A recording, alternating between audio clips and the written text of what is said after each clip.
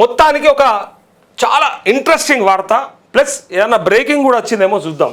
ఎందుకంటే తమిళనాడు గురించి చాలామంది ఏమన్నారంటే TVK Vijay is a hero, no doubt he will be the CM, no other option also అని చెప్పి అన్నారు. ఇంకొక అటుపక్క ఇటుపక్క ఒక 5 మంది ఎమ్మెల్యేలు అక్కడికి ఇక్కడికి వస్తారు, లేదా కాంగ్రెస్ సపోర్ట్ చేస్తుంది కాబట్టి ఎట్టి పరిస్థితులలో విజయే ముఖ్యమంత్రి అవుతాడేమో అన్నట్టుగా మొత్తం ప్రమాణ స్వీకారానికి కూడా ఆయన టైం అడిగిండు గవర్నర్ని. కానీ 108 మంది మాత్రమే ఉన్నటువంటి ఎమ్మెల్యేలు మెజారిటీ సరిపోదు, 118 మంది ఉంటేనే రావాలే ప్రమాణ స్వీకారానికి, లేకపోతే లేదు అని డైరెక్ట్గా క్యాన్సిల్ చేశాడు ఎవరు, గవర్నర్. అయితే చిత్రం ఏంటంటే మీరు ఒక్కసారి ఆలోచించండి. ఇప్పుడే బిగ్ బ్రేకింగ్ కూడా వచ్చింది. తమిళనాడులో టీవీకే ప్రభుత్వం ఏర్పాటు చేయడానికి గవర్నర్ గ్రీన్ సిగ్నల్, గవర్నర్తో ముగిసిన టీవీకే పార్టీ అధినేత విజయ్ భేటీ అంటూ. అయితే ఈ వార్త చాలామందికి ఇంకో రకంగా కనిపించింది. ఎట్లా చెప్తా నేను. ప్రభుత్వం ఏర్పాటు చేసేందుకు టీవీకే పార్టీకి మద్దతు ప్రకటించిన వీసీకే పార్టీ. సో దీంతో 114కు చేరిన టీవీకే బలం, 2 ఎమ్మెల్యే స్థానాలు గెలిచిన వీసీకే. మొత్తానికి అటు కాంగ్రెస్ ప్లస్ ఇటు పక్క వీసీకే ఇద్దరు కలిసి ఇస్తే 2 ఎమ్మెల్యే స్థానాలు గెలిచిన వీసీకే. దీంతో 114కు చేరిన బలం అని చెప్పి 118 కావాలి. అయితే అప్పటికి ఇంకో 4 పట్టుకొస్తారన్నట్టు ఈ లెక్కన, నో డౌట్.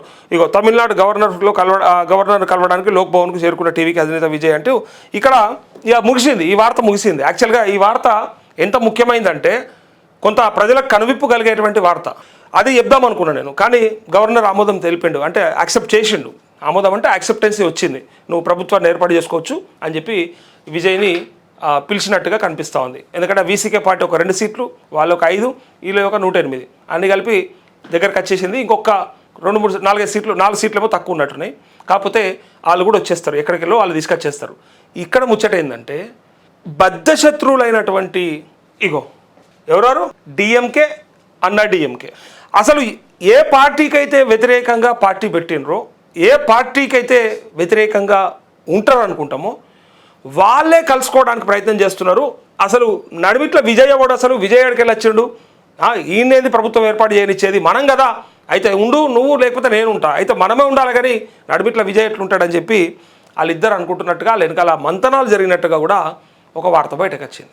అందులో బీజేపీ హస్తం కూడా ఉందనుకో, నో డౌట్. బీజేపీ ఖచ్చితంగా గవర్నర్లను ఎట్లా మేనేజ్ చేస్తుంది, ఏం చేస్తుంది అంతా కూడా మనం గతంలో చూసినాం. ఈ తమిళనాడు ఎన్నికలనే మన గవర్నర్ అమ్మనే, మన దగ్గర పనిచేసిపోయినటువంటి గవర్నర్ అమ్మనే చూసినాం, తమిళసై గారిని. ఆవిడ గారి పనితనం ఏందో కూడా చూసినాం. ఇక్కడ గవర్నర్గా ఉన్నప్పుడు కేసీఆర్ని ఎంత ఇబ్బంది పెట్టింది, కేసీఆర్ ప్రభుత్వాన్ని ఎంత తిప్పల పెట్టింది. పైగా బీజేపీ కార్యకర్త లెక్క పనిచేయాల్సిన అవసరం లేదు, బీజేపీ కార్యకర్త లెక్క ఉన్నది ఇక్కడ ఉన్నటువంటి గవర్నర్ అని బీఆర్ఎస్ అనే కాడికి వచ్చింది. అంత స్థాయిలో అప్పుడు అన్న అడ్డంకులు, బిల్లులు దగ్గర పెట్టుకోవడం, సరే పెట్టుకోవడం అంటే మరి ఆమెకు ఉన్న హక్కు, అది ఏమంటారు కదా, ఆ హక్కు ఉన్నది. దానికి తగ్గట్టుగా సరే బాధ్యత కూడా ఉంటుంది కదా. మరి 8 బిల్లుల్ని అప్పుడు ఎట్లా పెండింగ్లో పెట్టిర్రు అని చెప్పి సరే కౌశిక్ రెడ్డి లాంటి వాళ్ళు ఇంకా హద్దులు మీరి మరి మాట్లాడిన సందర్భాన్ని మనం చూసినాం. కాకపోతే ఆవిడ గారు తమిళ ఎన్నికలల్లా తమిళనాడులో ఎట్లయిపోయింది చూసిరా మీరు. ఇక నేను చెప్పా కానీ కొంతమంది కింద కామెంట్లు పెట్టిరు. ఎందుకంటే మళ్ళీ అంత పెద్ద ఆవిడను, అంత గొప్ప ఆవిడను, అంత మంచి హోదాలో పనిచేసిన ఆవిడను మనం అట్లా అనకూడదు, కానీ లోకులు కాకులు ఆంటీ లెక్క అయిపోయినామని కామెంట్లు పెట్టిరు కింద. ఎందుకంటే ఆమె జుట్టు ఎందుకైంది అంటే ప్రచారంలో పాల్గొని ఆగమైపోయింది, ఓడిపోయింది. ఆమె 12 సార్లు ఓడిపోయిందని పెట్టిరు. నాకు తెలియదు ఆమె ఎన్నిసార్లు పోటీ చేసింది, ఎన్నిసార్లు లెక్క తెలియదు నాకు, కానీ 12 సార్లు పోటీ చేసి ఓడిపోయినటువంటి ఆవిడని గవర్నర్గా తీసుకొచ్చి పెట్టి, ఆ గవర్నర్ మనకు ప్రభుత్వం పనిచేయనీయకుండా బీఆర్ఎస్ని ఇబ్బంది పెట్టడానికే ఆనాడు బీజేపీ ప్రభుత్వం ప్రయత్నం చేసిందని ఆ తమిళసై గారిని కింద లోకులు కాకులు ఆంటీ లెక్క అయిపోయినామని చెప్పి కామెంట్ చేశారు. సో నా ఉద్దేశం కాదు, నా ఆలోచన కాదు. ఎందుకంటే మహిళల్ని గొప్పగా గౌరవించేటువంటి సంస్కృతి మనది. ఇక ఎవరన్నా తప్పిదారి మాట్లాడితే ఇక వాళ్ళకి ఏ శిక్షలు ఉండాలో అవన్నీ ఉన్నాయి. మహిళా కమిషన్ దగ్గర పోయి కూర్చోవాలి, అవన్నీ తెలుసు. కాకపోతే కామెంట్లు చెప్తా ఉన్నా. ఇక్కడ ఒక్కసారి చూడండి, మరి ఇట్లాంటిది ఎప్పుడైనా జరగలేదా అంటే గతంలో చాలా జరిగినాయి. రాజకీయంలో శాశ్వత శత్రువులు, శాశ్వత మిత్రులు ఉండరు, మనం అనుకుంటాం అంతే. నేను ఇది ఎందుకోసం చెప్తా అనుకున్నా అంటే సిగ్గుండాలి మనకు అని చెప్పంటా ఉన్నా. కార్యకర్తలకు, కొంతమంది సానుభూతి పరులకి. నువ్వు మాత్రమే అనుకుంటావు, అరే అసలు ఆ పార్టీ ఈ పార్టీ పొత్త అసలు అసాధ్యం, అది ఛాన్సే లేదు అని అనుకుంటే చివరికి ఒక్క ఉదాహరణ మన రాష్ట్రంలో జరిగింది 2019 ఎన్నికల్లో జరిగింది చెప్తాం మీకు. 2019లో మనమే చూసినాం. చంద్రబాబు నాయుడు ఎవరితో పొత్తు పెట్టుకున్నారు ఎరకనా? కాంగ్రెస్ వాళ్ళు ఎవరితో పొత్తు పెట్టుకున్నారు ఎరకనా? చంద్రబాబు నాయుడుతోని కాంగ్రెస్ వాళ్ళు పొత్తు పెట్టుకోరు, కాంగ్రెస్ వాళ్ళు చంద్రబాబు నాయుడుతో పొత్తు పెట్టుకోరు. ఒకసారి చెప్పురు ఇక అసలు ఎన్టీ రామారావు పార్టీ పెట్టింది ఎందుకు? వీళ్ళను కుక్కమూతి పిందెలు అనే కాడికెళ్ళి మొదలు పెడితే ఈ కవర్ల సీఎంలు లిపాపల పెట్టేస్తాయి ఇలా పేర్లు.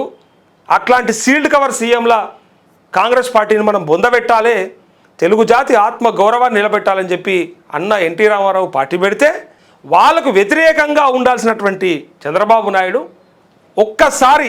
ఒక్కసారి రాష్ట్రం విడిపోయిన తర్వాత అక్కడ ప్రాంతీయ పార్టీతో కొట్లాడాల్సిన సందర్భం వస్తే, జగన్మోహన్ రెడ్డికి వ్యతిరేకంగా కొట్లాడాల్సి వస్తే, జగన్మోహన్ రెడ్డికి శత్రువు ఎవరో తెలుసుకొని వీళ్ళకు శత్రువైనప్పటికీ కూడా శత్రువుకి శత్రువు మిత్రుడు అన్నట్టు జగన్మోహన్ రెడ్డిని తిప్పలబెట్టినటువంటి కాంగ్రెస్తోని చంద్రబాబు నాయుడు పొత్తులు కలిసిండు 2019లో. ఈడ ఏమైందో ఎరక, ఆడ ఏమైందో ఎరక చూస్తాం మనం. అయితే రాహుల్ గాంధీతో కలిసి వేదిక పంచుకున్నాడు. అసలు అసాధ్యం అనుకున్నారు. అసలు ఆ రెండు పార్టీల మధ్య పొత్తు అనేది అసాధ్యం. అసలు వాళ్ళకి వ్యతిరేకంగా పుట్టినటువంటి పార్టీ ఎంత అనైతిక పొత్తు, ఇంతకంటే దారుణం ఉంటుందా? గిదా రాజకీయం అంటే తుమి బతుకులు జడా అనే అన్నోళ్ళు కూడా ఉన్నారు. కేసీఆర్ కూడా మత్స్యసార్లు అన్నాడు, మనమే చూసినాం. సో అట్లా ఏ పార్టీతోనైనా పొత్తులు కలుస్తుంది. ఇక్కడ కూడా చిత్రంగా టీవీకే విజయ్ని ఆగం చేయడానికి వీళ్ళిద్దరు అన్నా డిఎంకే స్టాలిన్ ఓడిపోయింది కాబట్టి ఇంకా మెత్తగా ఉంది, అది మెల్లగా నడిచింది. అది స్టాలిన్ గెలిచుంటే ఆయనతో వాళ్ళు ఏం చేసేవాళ్ళంటే అయితే గీతే నువ్వు నేను కదా చేయాల్సింది ప్రభుత్వం, వాడవాడో నడిమిట్లు వచ్చాడు ఏదో అంటారు కదా. రెండు సోషల్ మీడియాలో ఫుల్గా అవే మీమ్స్ అన్నీ కూడా. రెండు కుక్కలు కొట్లాడితే మధ్యలో పిల్లు ఎత్తుకపోయినట్టు, లేకపోతే రెండు పిల్లులు కొట్లాడితే మధ్యలో కోత చెతకపోయినట్టు. అరే ఈడెక్కడికెళ్ళి వచ్చిండ్రా విజయ్, 2 ఏళ్ళ పార్టీ పెట్టి టకాటకా మేము ఎన్ని విమర్శలు చేసినాం కానీ వాళ్ళు భలే ఆదరించారు ప్రజలు అని చెప్పి వాళ్ళిద్దరు ఏమనుకుంటారట, అయితే గీతే మన ఇద్దరం ఉండాలి, వాడవడరా పోయి మళ్ళీసారి మనం కొట్లాడుకుందాం, మళ్ళీ వేరు ఈసారి మనం కథం పడదామని వాళ్ళిద్దరు డిసైడ్ అయినట్టుగా ఫుల్ వార్తలు వచ్చినాయి, స్పెక్యులేషన్స్. బట్ వార్త కూడా అది నిజం కూడా ఉన్నది, కానీ వాళ్ళకు కూడా ప్రాబ్లం అయింది. ఇగో నెంబర్ గేమ్. రసవత్తరంగా మారిన రాజకీయం, ప్రభుత్వ ఏర్పాటుపై తీవ్ర ఉత్కంఠ, కాంగ్రెస్ మద్దతు ఇచ్చిన టీవీకేకు ఇంకా 5 సీట్లు అవసరం. అందులో ఇప్పుడు వీసీకే 2 ఇచ్చింది, ఇంకో 3 సీట్లు యానన్న తెచ్చుకుంటారు. మద్దతు కోసం విశ్వ ప్రయత్నాలు, ఇప్పటికే నో చెప్పిన లెఫ్ట్ ఐయుఎంఎల్. విజయ్కి వ్యతిరేకంగా ఏకమవుతున్న బద్ధ శత్రువులు డిఎంకే అన్నా డిఎంకే. 2 పార్టీల మధ్య రహస్య చర్చలు, చెరో 2.5 ఏళ్ళు అధికారం పంచుకునేందుకు అంగీకారం అంటూ ఇగో ఇది నేను చెప్పాలనుకుంది. కాకపోతే ఇప్పుడు ఇది కాలేదు, పప్పులే ముడకలేవు. ఎందుకంటే ప్రజలు గంతగానం అంటే కర్ణాటకలో జరగలేదా అంటే జరిగింది. అతి తక్కువ మెజారిటీ, అతి తక్కువ సీట్లు వచ్చినా వాళ్ళ సీట్లు అవసరమైనప్పుడు తప్పదు కదా అధికారం పంచుకున్నారు. గతంలో యడ్యూరప్ప పీరియడ్లో అనుకుంటా పంచుకోవాల్సి వస్తుంది. అవే ఇంపార్టెంట్ అయినప్పుడు వాళ్ళకి ఇవ్వాల్సి వస్తుంది పదవి, ఇంకా తప్పదు కదా. మొన్న మున్సిపాలిటీలలో మనం కూడా చూసినాం. సరే 2.5 ఏళ్ళు కూడా గతంలో చేశారు, కానీ ఈసారి ఏం చేశారంటే వైస్ చైర్మన్ ఒకరికి, చైర్మన్ ఒకరికి ఇట్లా పంచుకున్నారు. అట్లా ఇక్కడ కూడా డిఎంకే అన్నా డిఎంకే బద్ధ శత్రువులు. పచ్చగడ్డేస్తే బగ్గుమంటది. విజయ్ వచ్చేదాకా వాళ్ళు ఎవరో అరే ఒకలంటే ఒకరికి పడదు అన్నట్టుగా ఇప్పుడు విజయ్ వచ్చి 108 సీట్లు గెలుచుకునే వరకంటే వాళ్ళిద్దరు ఒకటైదామని చూసిరట్టు. అయితే ఇక్కడ ముచ్చట ఏంటంటే బద్ధశత్రువులు ఏకమవడానికి కారణమైన పైగా 108 సీట్లు విజయ్ని నమ్మి ఇచ్చిన ప్రజలు ఊరుకోరు. కాబట్టి ఒకవేళ ఆ 2 పార్టీలు కనుక కలిసి ప్రభుత్వం ఏర్పాటు చేస్తే వాళ్ళని బండకేసి కొడుతుండే. ఇంకా తెలంగాణ వాళ్ళు తెలుగు వాళ్ళన్న జర మెత్తగా ఉంటారు, కానీ తమిళనాడు వాళ్ళు చాలా గట్టిగా ఉంటారు. తమిళనాడు వాళ్ళు ఏమి వెనకపోరు, వాళ్ళ ప్రేమ అంతే ఉంటుంది, వాళ్ళ కోపం కూడా అంతే ఉంటుంది. వాళ్ళు అవసరమైతే వాళ్ళిద్దరిని బట్టలు చింపైనా కొట్టేటోళ్ళు. భవిష్యత్తులో ఆ 2 పార్టీలు లేకుండా చేసేటోళ్ళు తమిళనాట, నో డౌట్ అది. కానీ ఇక్కడ విజయ్కే అవకాశం వచ్చింది. ప్రజలు ఏదైతే కోరుకున్నారో, మెజారిటీ ప్రజలు కోరుకున్నటువంటి అంశమే జరిగింది. సో గవర్నర్ యాక్సెప్ట్ చేసిండు, బీసీకే పార్టీ 2 సీట్ల సపోర్ట్ ఇచ్చింది, ఇంకో 3 సీట్లు యాడగలని తెచ్చుకుంటాడు. ఇప్పుడు పోయి ప్రభుత్వాన్ని ఏర్పాటు చేయడానికి ఆయన అనుమతి కూడా లభించింది. సో మొత్తానికి ఇక్కడ ఉన్నటువంటి వార్త ఇది ప్రజలకు కనువిప్పు కలగాలి. అవును వాళ్ళు దొంగలు, వాళ్ళు లంగలు, వాళ్ళు ఏదన్నా చేస్తారు, ఏదన్నా కలుస్తారు, ఏ బురదలైనా బొరుతారు, మనమే పిచ్చోళం అని అనుకోవాలి తప్ప ఎంతసేపు అరే మా పార్టీ ఇట్లా, మా పార్టీ అట్లా ఇట్లా గింజుకుంటారు, ఒకటి చింపుకుంటారు ఇట్లా. మేము 80% వాళ్ళతో కలవం చెప్పలేం. బీజేపీ కాంగ్రెస్ కూడా కలిసి ప్రభుత్వాన్ని ఏర్పాటు చేసే రోజులు చూస్తాం మనం, నో డౌట్. అది కొన్ని చోట్ల ఆల్రెడీ జరిగినాయి లోకల్లా. బట్ ఎప్పుడైనా స్టేట్ పాలిటిక్స్లో కూడా అట్లాంటివి చూసే రోజు వస్తే వస్తుంది. బద్ధశత్రువులు అనేది మనకు అనిపిస్తుంది అంతే.